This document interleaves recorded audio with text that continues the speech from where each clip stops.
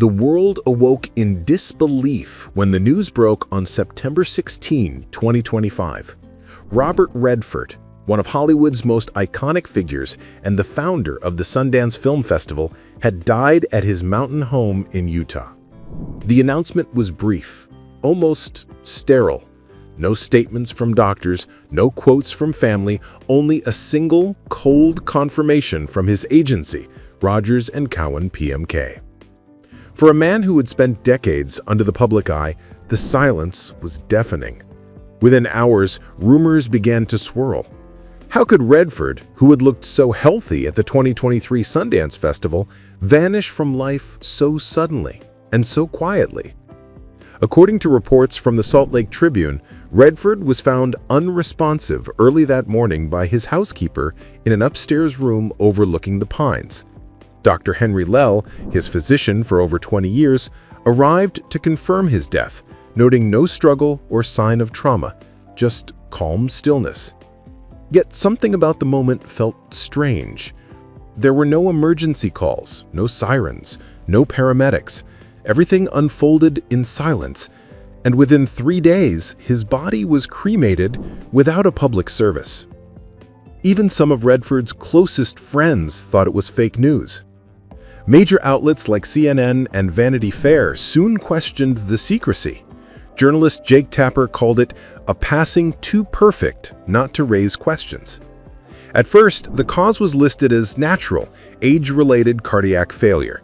But when Variety published a follow-up report citing an internal forensic source, the mystery deepened. The body, it said, bore no trauma and no signs of medical intervention.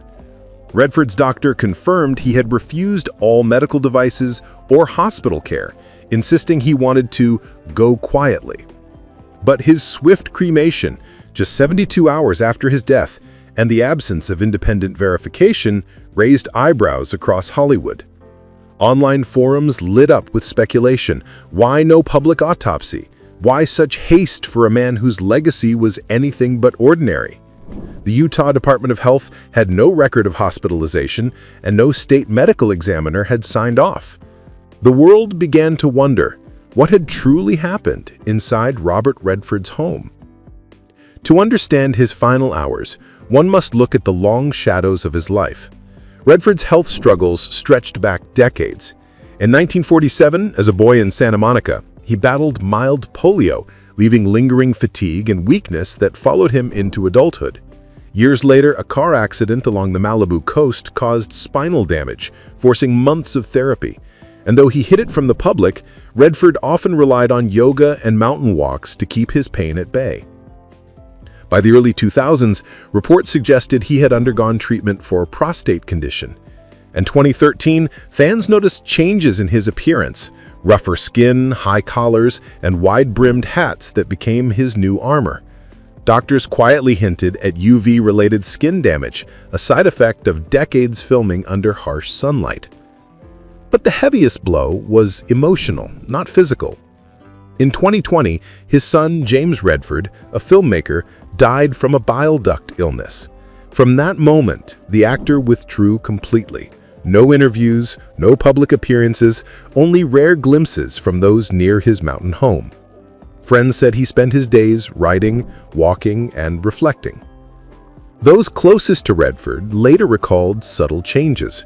In 2023, during a brief appearance at an environmental conference in New Mexico, he appeared uneasy, gripping the microphone with both hands before quietly exiting the stage. The thin air, they said, had made him lightheaded, but it was the first time he'd faltered in public. Months later, a local photographer captured him walking across his lawn at dusk, moving slowly, one hand on his hip. The man who once moved like a mountain cat now looked like he was counting each breath, the photographer wrote. His friends noticed too. He began missing meetings, avoided Zoom calls, and struggled with hearing. At one Sundance Institute gathering, a colleague remembered him saying softly, "I can hear, but I don't understand." By late 2024, Redford had all but vanished from public life, retreating to his secluded cabin in the Wasatch Range, where only a handful of people were allowed to visit. It was as if he was preparing for something, setting his affairs in quiet order. Behind his calm smile, Redford had carried the weight of private struggles all his life. The loss of his mother at 18, the guilt from near-fatal accidents, and the grief of losing his son all shaped his solitude. Once he told a friend, "Some pain you don't fight, you live beside it." Professionally, he was just as unbending. From his breakthrough role in Butch Cassidy and the Sundance Kid, 1969, to All the President's Men, 1976, he became the face of intelligent rebellion, a man of integrity in an industry built on illusion. When he won the Oscar for Best Director with Ordinary People, 1980, he reportedly tore up his acceptance speech after being told to avoid political remarks. He was never one to conform. In 1981, he founded the Sundance Institute, nurturing independent filmmakers and shaping modern American cinema. But even his creation drew criticism. By the 2000s, some accused Sundance of becoming too commercial. Redford, calm but firm, told Charlie Rose, "I don't control anyone. If they don't like it, they don't have to come." Beyond the spotlight, Redford lived with restraint. His divorce in 1985, after nearly 3 decades of marriage, left deep scars, and he seldom appeared publicly with partners. Years later, his quiet relationship with German artist Sybil Sages reflected a man who had found peace away from fame. He had 4 children, but by his final years, only daughters Shauna and Amy remained close. Amy followed in his footsteps as a director and was said to be by his side during his final months in Utah. In the early hours of September 16th, his housekeeper found him lying peacefully on his left side, hand resting on an open copy of A Sand County Almanac, a book on nature he often quoted. Dr. Lell arrived soon after. "It was as if his body tried to speak before his heart stopped," he later said. Redford's wish had been honored. No hospital, no resuscitation, no public farewell. 3 days later, his remains were quietly cremated in Salt Lake City. Only close family and friends attended. No photos were released, no statements made. Even some Sundance colleagues learned of it days later. The Utah Department of Health confirmed there was no external report filed, citing privacy under state law. But whispers grew. Had the truth been buried too quickly? Why did his longtime doctor describe the body as unusually calm?